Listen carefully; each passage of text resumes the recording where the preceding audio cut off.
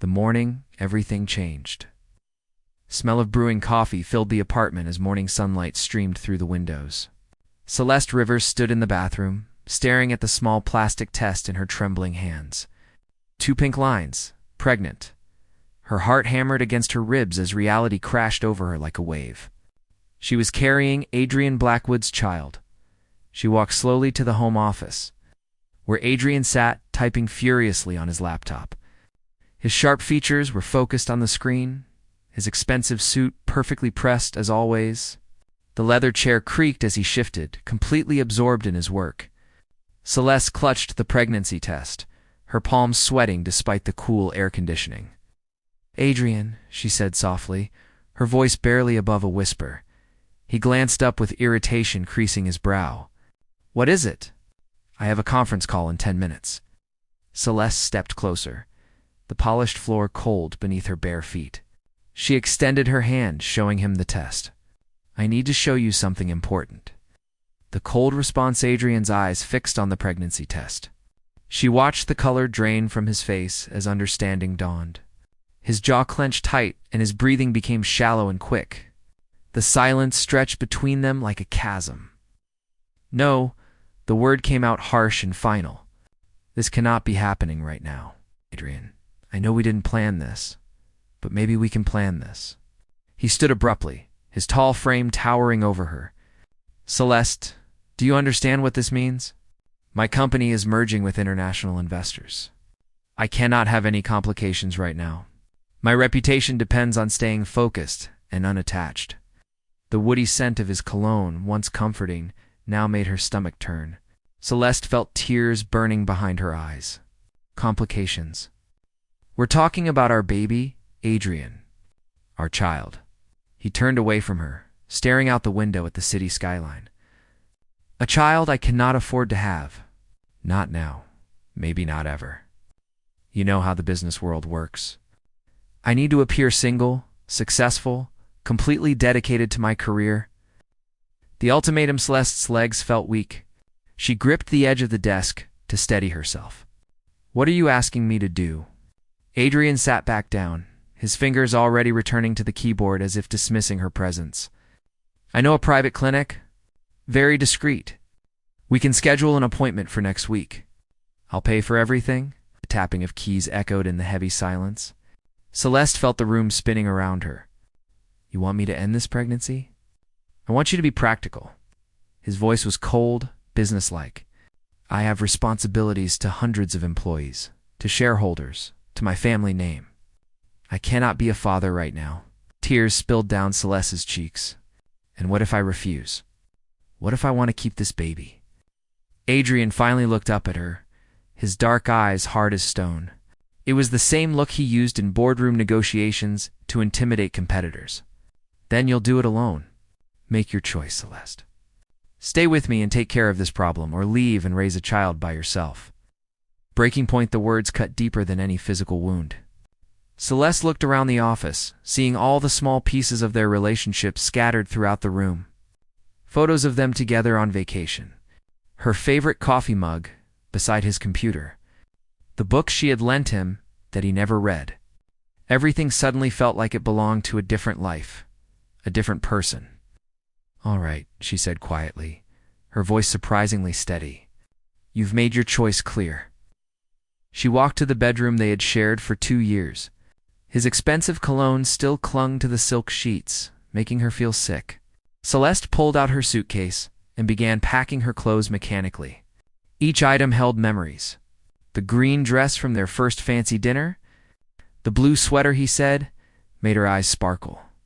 The pajamas they wore on lazy Sunday mornings.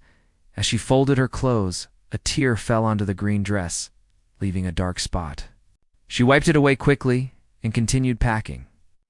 40 minutes later, she carried 2 suitcases down the marble staircase. The sound of Adrian's typing still echoed from his office. Relentless and uncaring. Leaving everything behind at the front door, Celeste paused and looked back one final time. The penthouse apartment she had called home for so long now felt like a cold museum. Beautiful but empty, just like the man who lived there. She loaded her suitcases into her car, her hands shaking as she gripped the steering wheel. The engine started with a gentle rumble. She drove slowly down the tree-lined driveway, watching the building shrink in her rearview mirror until it disappeared completely. Only then did she allow the tears to fall freely, streaming down her face and dripping onto the leather seat. "God, if to him I was a burden," she whispered, placing one hand protectively on her still flat stomach. "To my baby, I will be everything." The city stretched before her, full of unknown possibilities and challenges. Celeste had no idea how she would manage as a single mother. She had some savings, but not much. Her job at the marketing firm would help, but raising a child alone seemed impossibly difficult, finding strength still. As she drove through the busy streets, something shifted inside her. The fear and heartbreak began to transform into determination. Adrian had shown his true character today. He valued his business reputation more than love, more than family, more than their unborn child. She deserved better than that. Her baby deserved better than that. Celeste drove to her friend Hannah's apartment. When Hannah opened the door and saw Celeste's tear-stained face and the suitcases, she immediately pulled her inside without asking questions. They sat on the comfortable couch while Celeste told her everything that had happened. He actually said that. Hannah's voice was filled with anger and disbelief. "What a coward." "I can't believe I loved him," Celeste said, wiping her eyes. "I can't believe I thought he was someone worth building a life with." Hannah squeezed her hand firmly. "You're better off without him. And you're not alone in this. I'm here, and we'll figure everything out together." That night, lying on Hannah's guest bed, Celeste placed both hands on her stomach. Inside her, a tiny life was beginning to grow. A life that Adrian had rejected before even knowing its face, or hearing its laugh. His loss, she thought. His terrible, irreversible loss. She made a silent promise to her unborn child. She would give this baby all the love Adrian refused to provide. She would build a good life filled with warmth and happiness. She would prove that a mother's love could be enough, could be everything. Somewhere across the city, Adrian was probably still working at his laptop, already moving on with his life as if she had never existed. But Celeste knew something he didn't. She was carrying a piece of him that he had thrown away. And one day he would realize exactly what he had lost by choosing money and reputation over love and family. The future was uncertain and frightening, but Celeste felt a spark of hope igniting in her chest. She would survive this. More than survive, she would thrive. For herself and for her baby. A new life takes shape. Years had passed since Celeste walked out of Adrian's penthouse. The small apartment she now called home was nothing like the luxury she had left behind, but it was filled with something far more valuable, genuine happiness. The walls were painted soft yellow, decorated with colorful drawings that her daughter Rosie had made at daycare. Plants filled every corner, bringing life and freshness to the cozy space. The smell of strawberries filled the kitchen as Celeste cut the red fruit into tiny pieces. Afternoon sunlight poured through the white curtains, creating patterns of light on the wooden table. Rosie sat in her high chair, her legs swinging excitedly. At 2 years old, she had dark curly hair, rosy cheeks, and deep brown eyes that sparkled with curiosity. "Mama Berry." Rosie reached her small hands toward the fruit. "Strawberry, sweetheart," Celeste corrected gently, smiling at her daughter's enthusiasm. She placed the cut strawberries on a plastic plate decorated with butterflies and sat beside. Rosie, the little girl, picked up a piece and chewed with complete concentration, as if eating strawberries was the most important task in the world. Celeste watched her daughter with wonder. Every day, Rosie did something new that amazed her. The way she focused so intently when learning, the determined set of her small jaw when she wanted something, the intensity in those dark eyes. Sometimes those familiar traits made Celeste's heart ache with complicated feelings. Rosie had inherited certain characteristics from Adrian that were impossible to ignore, but she pushed those thoughts away. Rosie was hers. She had raised this beautiful child alone, and they were doing just fine. Building a business, the phone rang, and Celeste answered while Rosie mumbled happily through her strawberries. It was Hannah Pierce, her business partner and closest friend. Celeste, amazing news. We just got 3 more clients today. The flower shop wants a complete campaign for Mother's Day. Celeste felt pride swell in her chest. After leaving Adrian, she and Hannah had started their own marketing consulting company.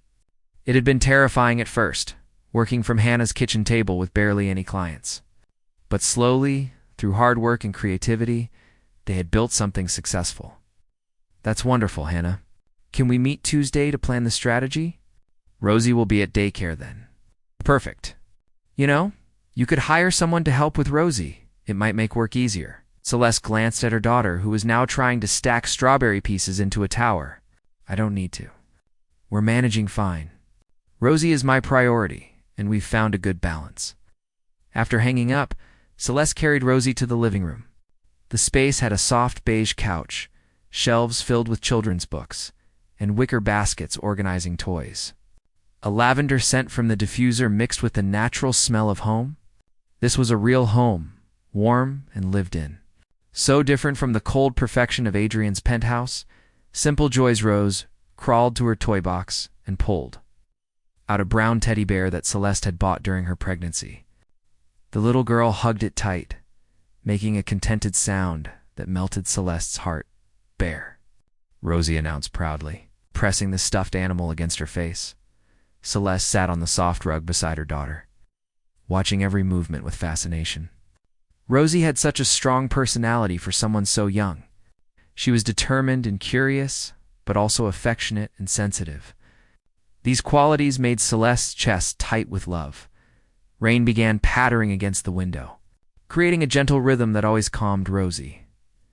The little girl dropped her bear and crawled to the window.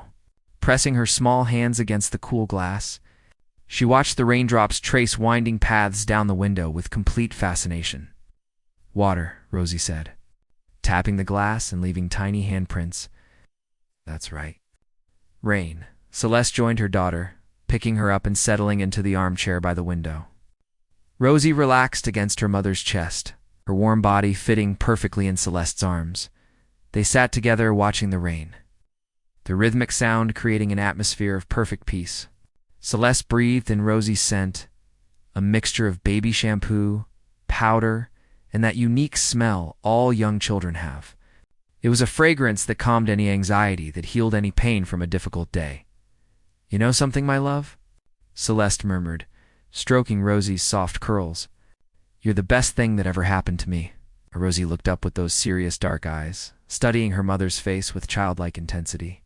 Then she smiled, showing her small white teeth. Mama. The word came out as a whisper, but it carried so much love that Celeste felt tears prick her eyes. She kissed Rosie's forehead, feeling the soft, warm skin against her lips. Reflections on the journey of the apartment grew quiet, except for the rain and Rosie's rhythmic breathing as she began falling asleep. Celeste continued rocking her gently, watching her daughter's eyelids grow heavy. Over the past 2 years, she had discovered strengths she never knew she possessed. She was capable of building a successful business, raising a wonderful child, and finding happiness on her own terms. Of course, there were challenges. Sleepless nights when Rosie was sick, constant worry about money, the loneliness that sometimes crept in after putting Rosie to bed, when the apartment grew quiet and empty. But every difficulty had made her stronger. Every obstacle she overcame increased her confidence. Rosie fell completely asleep, her face peaceful and angelic. Celeste carefully carried her to the nursery. The light pink walls were decorated with hand-painted clouds, and a mobile of golden stars swayed gently above the crib. She placed Rosie on the soft mattress and covered her with a cotton blanket decorated with butterflies. Rosie sighed contentedly, turning on her side and hugging a small heart-shaped pillow. Back in the living room, Celeste poured herself chamomile tea. The aromatic steam rose in lazy swirls as she sat on the couch. Rain continued falling outside, and she found herself thinking about Adrian. Not often, but sometimes on quiet nights like this, she wondered what could have been different. No regrets. What if Adrian had reacted differently? What if he had chosen love instead of fear? But she always reached the same conclusion. Maybe things had happened exactly as they should. Rosie didn't need a father who saw her as an obstacle or burden. She deserved better than that. and Celeste had proven she was fully capable of giving her daughter all the love and security she needed. Her phone buzzed with a text message from Hannah. "Celeste, I saw an article about Adrian's company in a business magazine. Huge merger with German investors. Do you want me to save it?" Celeste typed back quickly. "Oh, no need. That's not part of our lives anymore." And it was true. Adrian Blackwood belonged to the past, a closed chapter. The present was Rosie, sleeping peacefully in her room. Their business growing steadily, the life they had built together, just the two of them.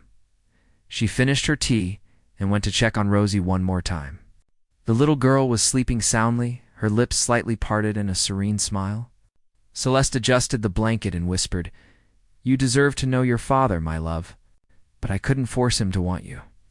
The words hung in the quiet room. It was a truth Celeste carried in her heart. Every child had the right to know their origins, even if the father was unworthy of them. She knew that someday she would have to make decisions about that. But for now, they were fine. More than fine. They were happy, complete, and thriving. The mall encounter Saturday afternoon found Celeste and Rosie at the downtown shopping mall. It was rare to have a completely free weekend, and Celeste had decided to treat Rosie to something special. The mall buzzed with crowds, the smell of cinnamon from cookie kiosks mixing with perfume from cosmetic stores. Celeste pushed the stroller slowly, watching Rosie point excitedly at colorful window displays. "Mama, look!" Rosie clapped her hands when she saw giant teddy bears dancing mechanically in a toy store window. Her dark eyes sparkled with delight, and her brown curls bounced with every movement of her head. "Want to see the toys closer?" Celeste parked the stroller in front of the window. Rosie tried to climb out, stretching her small arms toward the display. "Easy, princess. We can go inside after our snack." Celeste adjusted Rosie's bangs. Feeling the silky texture of the strands between her fingers, they continued walking down the main corridor.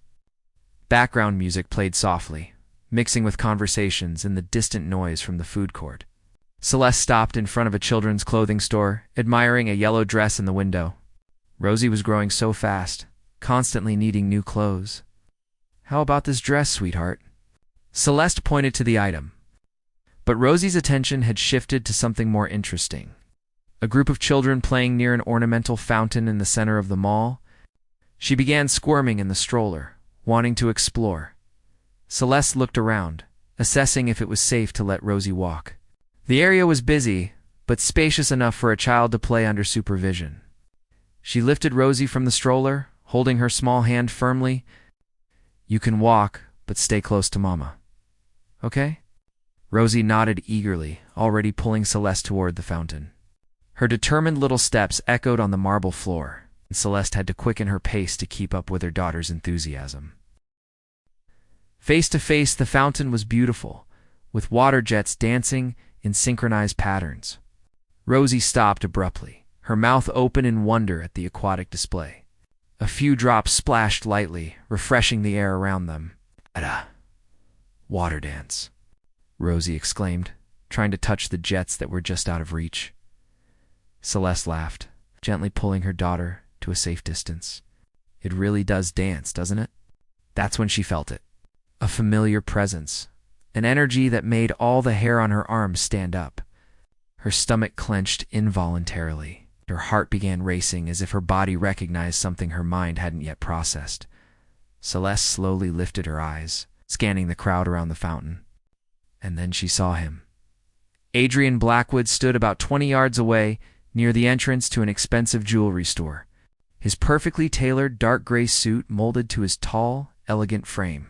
His dark hair was styled impeccably as always, but it was the expression on his face that froze, Celeste's blood. He was staring directly at Rosie. The world seemed to slow down. The fountain noise, surrounding conversations, background music, all became distant murmurs. Celeste could only hear her own rapid breathing and blood pulsing in her ears. Adrian took a step forward, then stopped. Even at a distance, she could see him struggling with intense emotion. His hands clenched into fists at his sides. His jaw was tight in a way she remembered well. It was how he looked when trying to maintain control.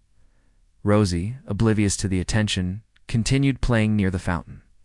She squatted to touch water pooled at the edge, wetting her fingertips and giggling at the cold sensation. "Cold, Mama?" Rosie showed her wet fingers to Celeste. "Yes, sweetheart, the water is very cold," Celeste replied automatically, never taking her eyes off Adrian. He had moved several steps closer. Now, he was near enough that she could see details of his expression. His pale face, his wide eyes, the visible rise and fall of his chest from heavy breathing. He looked like a man who had seen a ghost. Instinctively, Celeste scooped up Rosie, a protective movement that made the little girl protest slightly. "Mama, I want to play." "Soon," Princess Celeste started to say, but her voice trailed off. Adrian was walking directly toward them now. There was no escape. His cologne reached her before his voice, that woody fragrance she used to love. Now it made her stomach churn. He stopped about 6 feet away, looking as tense as she felt. "Celeste." His voice came out hoarse, as if he hadn't used it properly in a long time. Rosie turned her head to look at the man who had spoken. Her dark eyes studied Adrian's face with natural childhood curiosity, without fear or recognition. Celeste felt her daughter's body relax against hers. Rosie didn't know who he was. To her, he was just another stranger in the crowded mall. "Adrian," Celeste managed to say. Though her throat felt dry as paper, he continued staring at Rosie. Celeste could practically see thoughts organizing in his mind. The child was about 2 years old, brown hair with golden highlights, slightly tan skin, and most importantly, those eyes. Her eyes, Adrian murmured so quietly that Celeste almost didn't hear. Rosie had the exact same eyes as him. The same dark chocolate color, the same intensity, even the same slightly almond shape. The resemblance was impossible to deny. "Mama, who is he?" Rosie asked, still watching Adrian with innocent interest. The question hit Celeste like a physical blow. How could she explain to a 2-year-old that this man was the father who had rejected her existence before she was even born? "He's nobody important, sweetheart."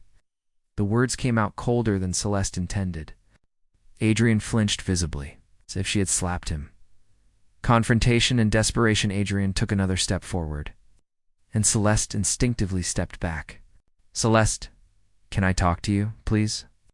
We have nothing to discuss." She adjusted Rosie on her hip, preparing to leave. "Please." The word came out as a desperate plea, so unlike the confident businessman she had known. "Just 5 minutes." Rosie began squirming in Celeste's arms, wanting down to continue playing. "Mama, water?" Celeste looked around, realizing people had started noticing the tension between them. The last place she wanted a scene was the middle of a crowded mall. "Rosie wants to play," Celeste said coldly, "and we have other places to be." She started walking away, but Adrian followed. "Celeste, wait. Please, just tell me. Is she—" Celeste stopped abruptly and turned to face him. The anger she had carefully controlled for 2 years began bubbling to the surface. "Is she what, Adrian?" Her voice was low, but laced with venom. "The mistake you told me to handle? The complication that would ruin your precious business deal?" Rosie felt the tension in her mother's body and began getting agitated. "Mama?" Celeste took a deep breath, forcing herself to calm down for her daughter's sake. She couldn't let Rosie see her lose control. "It's okay, princess." She kissed Rosie's forehead, inhaling the sweet smell of baby shampoo. "We're going home now." She turned to leave, but Adrian's voice stopped her again. "Celeste, I know I made a terrible mistake. But please, give me a chance to explain." This time, Celeste turned slowly, her eyes burning with unshed tears. When she spoke, her voice carried 2 years of accumulated pain. "Explain? You want to explain how you abandoned me when I needed you most? How you treated me like a problem to be solved? How you chose money and reputation over your own daughter?" The word daughter echoed between them like thunder. Adrian went even paler, if that was possible. Rosie looked between the 2 adults, dark eyes absorbing the tension, even without understanding. She snuggled closer to Celeste, seeking comfort in her mother's familiar warmth. "My daughter," Adrian murmured. More to himself than to Celeste, she could see genuine pain in his eyes. regret that seemed to be eating him from the inside. But 2 years of raising Rosie alone had hardened her heart against any sympathy for him. You condemned yourself, Adrian? Celeste adjusted Rosie on her hip, feeling her daughter's comforting weight. And now you have to live with it. She began walking away definitively, but Adrian called after her. Celeste, I won't give up. I need to know the truth. Celeste stopped without turning, her body trembling with contained anger. The truth. She looked over her shoulder, her eyes dangerous. The truth is that you lost the right to ask questions the day you told me to get rid of your daughter. The mother's interference 3 days later, Celeste's phone rang with an unknown number. Against her better judgment, she answered. Miss Rivers. This is Victoria Blackwood, Adrian's mother. I'd like to meet with you. Tomorrow at Fontaine Restaurant, 1 o'clock. The voice was cold, commanding, used to being obeyed. Celeste's stomach twisted with apprehension, but curiosity won out. I'll be there. The next day, Celeste wore her navy blue dress and arrived at the expensive restaurant exactly on time. Victoria Blackwood sat at a private table, her gray hair perfectly styled, her blue eyes cold and assessing. She looked Celeste up and down like a predator evaluating prey. So you're the woman who trapped my son with a pregnancy? Victoria said without preamble. Celeste sat down carefully, keeping her composure. I'm Celeste, and you must be Mrs. Blackwood. Let's skip the pleasantries. Victoria leaned forward. I know why Adrian has been distracted lately. This obsession with the child is affecting his business. Yesterday he canceled an important meeting because she was sick. Her name is Rosie, Celeste said firmly. Victoria waved her hand dismissively. I'm here to offer you a solution. $15 million for you to take the child and disappear from Adrian's life permanently. The world tilted sideways. Celeste felt blood drain from her face. You're offering me money to abandon my daughter? Don't be dramatic. Keep the child. Just stay away from Adrian. He has responsibilities. The family company is at stake. Celeste stood up abruptly, her chair scraping loudly. You're insane. Sit down, Victoria commanded. David is making a mistake. This phase will pass, but the damage to the business won't. If he ruins everything we built, your daughter will have nothing anyway. Celeste leaned across the table, her voice sharp as glass. I think you're scared. Scared that Adrian has finally found something more important than your approval. Victoria's face tightened. You know nothing about my son. I know he's learning to be human for the first time, and that terrifies you. Celeste grabbed the envelope Victoria had placed on the table and tore it in half, pieces falling like confetti. Adrian will hear everything about this conversation, and he'll have to choose between the mother who has always controlled him and the daughter who's teaching him how to love. The final choice has left the restaurant and immediately called Adrian. We need to talk. Now. 20 minutes later, Adrian picked her up. His face was tense, his eyes filled with questions. Celeste told him everything about his mother's offer. Watching his expression shift from disbelief to rage, that evening, Adrian confronted his mother in his office. Celeste wasn't there, but Adrian called her afterward, his voice shaking. I told her that if she ever approaches you or Rosie again, she'll never see me. I chose you, Celeste. I chose our daughter. I should have done it 2 years ago. Celeste sat on her couch, tears streaming down her face. I don't know if I can forgive you, Adrian. I don't know if I can trust you again. I understand, he said quietly, but I'm not giving up. I'll prove I've changed, however long it takes. Over the following months, Adrian proved his commitment. He showed up consistently for Rosie, attending doctor appointments, playing with her at the park, reading bedtime stories. He never missed a visit, never made excuses about work being more important. Slowly, painfully, Celeste's walls began to crumble. She saw a genuine transformation in Adrian. The cold businessman had become a devoted father. Rosie adored him, and that made Celeste's decision both easier and harder. Healing and hope one evening, 6 months after the mall encounter, Adrian arrived with flowers. Not expensive roses, but simple daisies. Celeste's actual favorite that he had remembered. Celeste, I know I don't deserve forgiveness, but I love you. I love Rosie. I want to be the family we should have been from the start." Celeste looked at the man standing before her, so different from the one who had rejected her 2 years ago. "You broke me, Adrian. You made me feel worthless.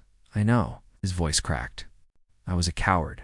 I chose security over love, money over family, and I lost everything that mattered." Rosie ran into the room, throwing herself into Adrian's arms. "Daddy." Watching them together, seeing the pure love in Adrian's eyes as he held their daughter, Celeste felt something shift in her chest.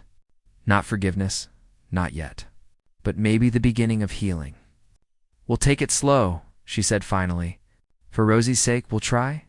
But if you ever hurt her, if you ever make her feel unwanted, never." Adrian's voice was fierce with conviction. "I promise you, Celeste, never again." As the sun set through the apartment windows, casting golden light across the three of them, Celeste allowed herself to hope. The road ahead would be difficult, filled with conversations and rebuilding trust. But for Rosie, for the daughter who deserved a father's love, maybe it was worth trying. Adrian had made a terrible choice 2 years ago, but he was spending every day since trying to make it right. And perhaps that was what mattered most. Not that he had fallen, but that he was fighting to rise again. The story didn't have a perfect ending, because life rarely does. But it had hope and love and a family learning to heal together. And sometimes that was more than enough.